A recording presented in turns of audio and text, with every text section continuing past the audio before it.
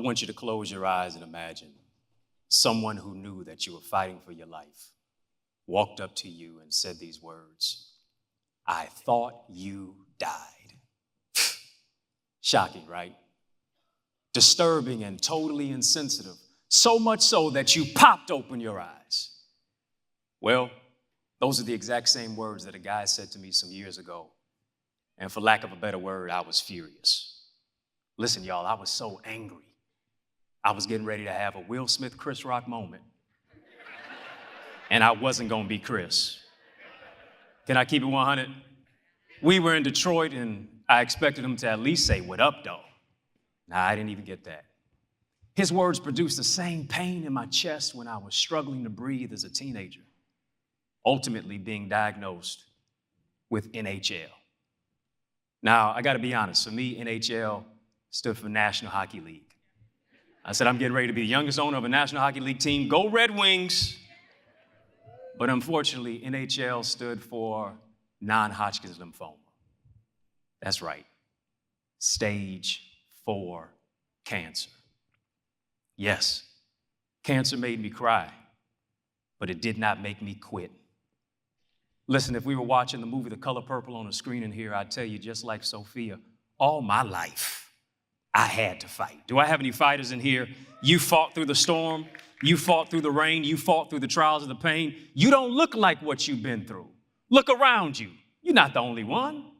Open your eyes to what our young people are struggling to fight through on a daily basis. I know we criticize and demonize them for their sagging pants, but they're coming from sagging homes, sagging communities, sagging schools, sagging self-perception. But if you pull up the home, if you pull up the community, if we pull up the school, if we pull up their sagging self-perception, I'm a living witness they will pull up their pants. Listen, I don't want you to close your eyes to the reality of the pandemic of illiteracy affecting Black boys in America. Behind every fact is a face, behind every statistic is a story. And only 10% of Black boys in the 8th grade are proficient in reading. 50 million Americans, get this, 50 million Americans cannot read past the 4th grade level, with the group adversely affected the most being African American males. There is a direct link. There is an interconnection between illiteracy and incarceration, as Dr. Jawanza Kunjufu conveys in his books, that prisons are built on 2nd and 3rd grade reading scores. Sadly, 47% of Metro Detroiters are reportedly functionally illiterate. Now, my favorite 2 classes in school were gym and lunch. This photo is a pretty accurate depiction of me in school. One of the very few times I was actually doing work in class, and my grades were indicative of that.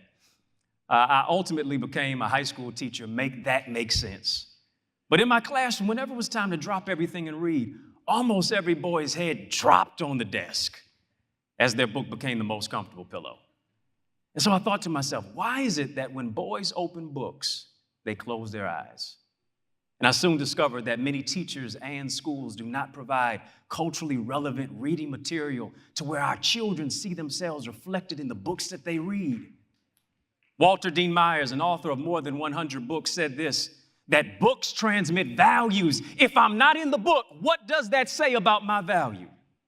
And so it's easy for me to close my eyes if the book doesn't speak to my value, my community, and my identity. It's easy for me to close my eyes if the book does not connect to who I am, where I am, and where I want to be, my plight, my promise, and my purpose. And this is why I developed the mentoring and literacy program, Boys to Books, designed to empower young males through literacy, leadership, and life skills enrichment.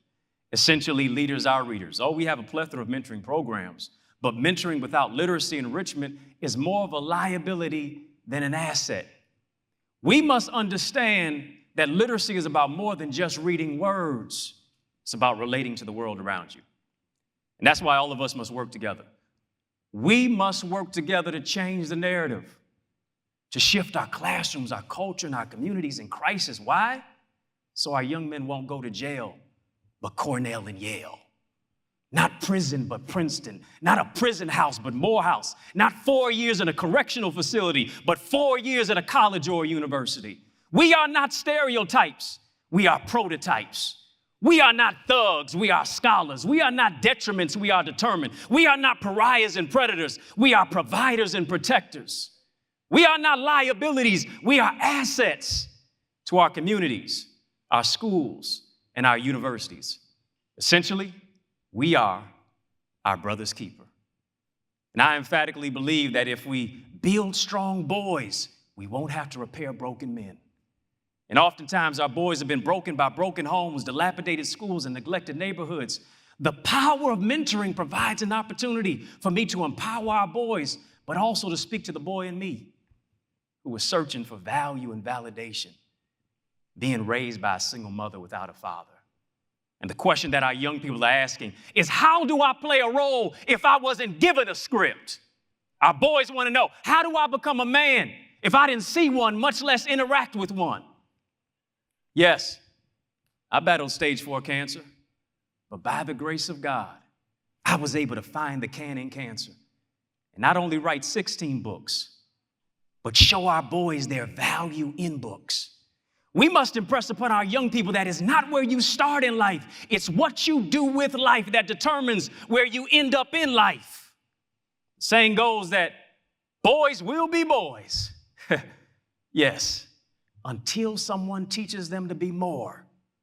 Service is the rent we pay for the space we occupy. The words that we tell our young people and the words that our children read can be a catalyst to change the world.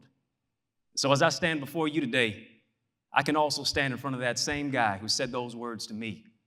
I thought you died. And I can look at him and tell him, you thought wrong. Because as you can clearly see, I didn't die. I multiplied. Whatever you do, multiply your gifts, multiply your purpose, multiply your vision, multiply your community, multiply and bring unity. And just like TED, which stands for Technology, Entertainment, and Design, we must triumph, empower, and dedicate ourselves to something greater than ourselves. Thank you.